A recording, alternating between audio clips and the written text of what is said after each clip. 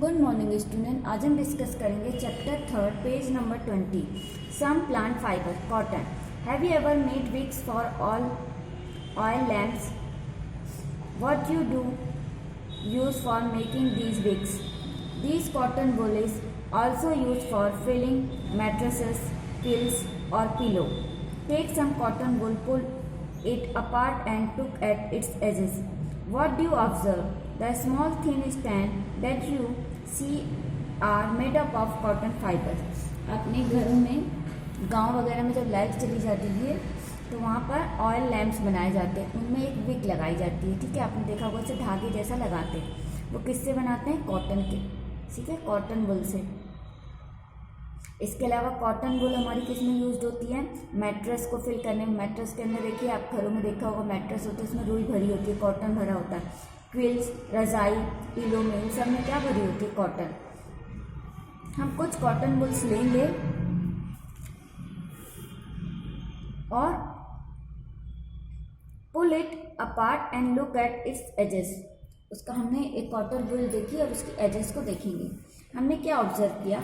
उसके अंदर छोटे पतले पतले स्टैंड है, थ्रेड लाइक स्ट्रक्चर है। ठीक है, वो क्या है? कॉटन फाइबर है। इसी से हमारी कॉटन बनती है।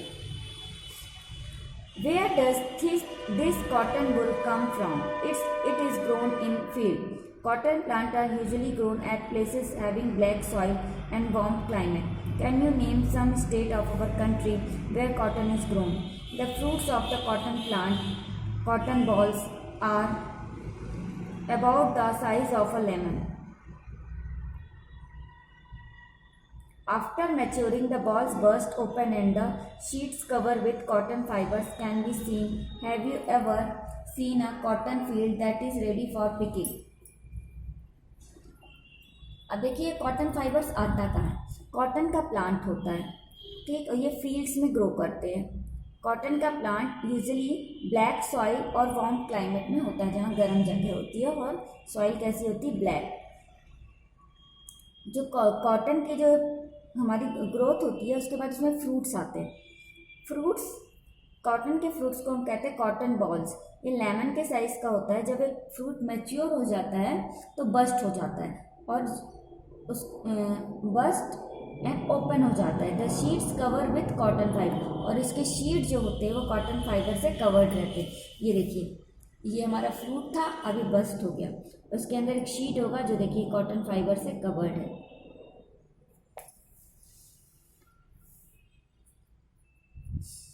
ये जब हम इसकी फील्ड को देखते हैं कॉटन की, तो खेत ऐसा लगता है जैसे स्नो से ढका हुआ है, बिल्कुल बर्फ से। For these balls cotton is usually picked by hand. Fibers are then separated from the sheets by combing. This process is called ginning of cotton. Ginning was traditionally done by hand. These days machine are also used for ginning. जो इन ball से cotton को अलग कर लिया जाता है, जो cotton की बॉल्स है प्लांट से अलग कर ली जाती है। इन बॉल्स को पिक किया जाता है हैंड से। उसके बाद इससे फाइबर सेपरेट किया जाता है कॉम्बिंग। ये देखिए हमारी कॉम्बिंग, ये देखिए कॉम्बिंग है, ये कॉम्ब जैसा है। इसे देखिए, इसे कॉटन की बॉल से थ्रेड्स को अलग किया जा रहा है। पहले इससे किया जाता था, आजकल मशीन से किया जाता है।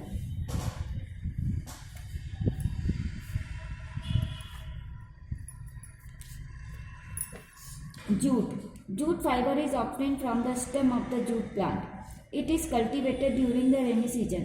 In India, jute is mainly grown in West Bengal, Bihar and Assam. The jute plant is normally harvested when it is at flowering stage. The stem of the harvested plant are immersed in water for a few days. The stem rot and fibers are separated by hand. To make fabrics, all these fibers are first converted into yarns. How is done? Jute का fibre jute के plant के stem से मिलता है। ये देखिए jute का plant है, ये इसकी स्टेम। इसको मोस्टली रेनी सीजन में कल्टीवेट किया जाता है। ये वेस्ट बंगाल, बिहार और आसाम में ग्रोन होता है। जूट का जो हार्वेस्टिंग होती है जब की जाती है, जब इसको काटा जाता है, जब इसकी फ्लावरिंग, जब इसमें फ्लावर आ जाते हैं। इसके जो स्टेम है इसको काट के वाटर में इमर्ज कर दिया जाता है, ढक दिया जाता है वाटर से। उसके बाद स्टेम जो उसकी वो हो जाती सड़ जाती है और उससे फाइबर को सेपरेट कर दिया जाता है। फिर फाइबर को फैब्रिक्स बनाने से फाइबर को क्या दिया जाता है, पहले यार्न में बदला जाता है। ठीक, अब ये कैसे करते हैं, spinning cotton yarn. You can try making cotton yarn yourself. हम खुद ही कॉटन यार्न से बना सकते हैं। Activity 4, hold some cotton wool in our hand, twin some cotton between the thumb and forefinger of the other hand. Now gently start pulling out the cotton while continuously twisting the fiber. Are you able to make a yarn? देखिए जैसे ये हमने लिया cotton का fibre और इसको धागे से ऐसे धीरे धीरे स्पिन करेंगे। स्पिन करने से हमको थ्रेड लाइक स्ट्रक्चर मिल जाता है। The process of making yarn from fibre is called spinning. Yarn से प्रोसेस ऑफ मेकिंग यार्न बनाना फाइबर से क्या कहलाता है, स्पिनिंग, मतलब पतले पतले धागे बनाना। फाइबर से यार्न बनाना क्या कहलाता है, spinning. The process of making yarn from fibre is called spinning. क्योंकि इसको घुमा घुमा के करते हैं इसीलिए इस प्रोसेस को क्या बोलते हैं, spinning. Fibre from a mass of cotton wool are drawn out and twist. This bring the fibres together to form yarn. अगर हम उसको ट्विस्ट करते करते जाएंगे और हमको यार्न मिलता जाएगा। A simple device use for spinning is a hand spindle, also called takli. Another hand operated device used for spinning is charkha. Use of charkha was populated by Mahatma Gandhi, a part of the independence movement.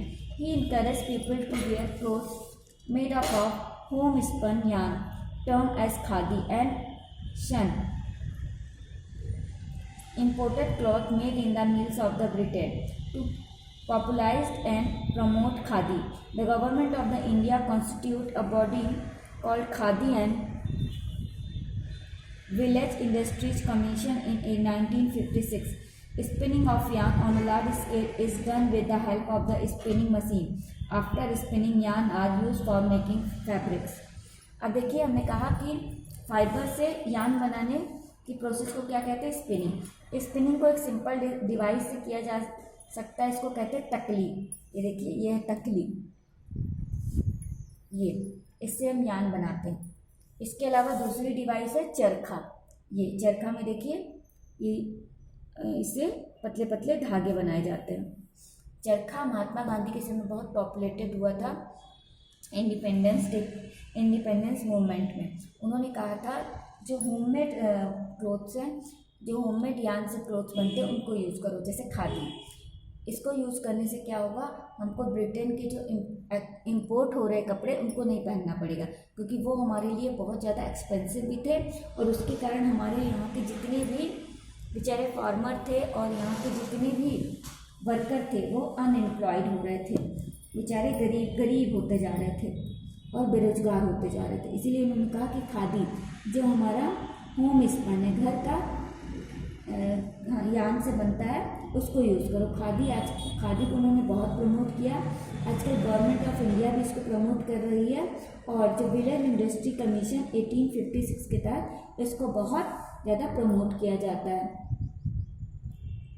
जब spinning of yarn large scale में किया जाता है तो वो spinning मशीनों से किया जाता है। स्पिनिंग करने के बाद यार्न रेडी हो जाता है फॉर फैब्रिक्स बनाने के लिए।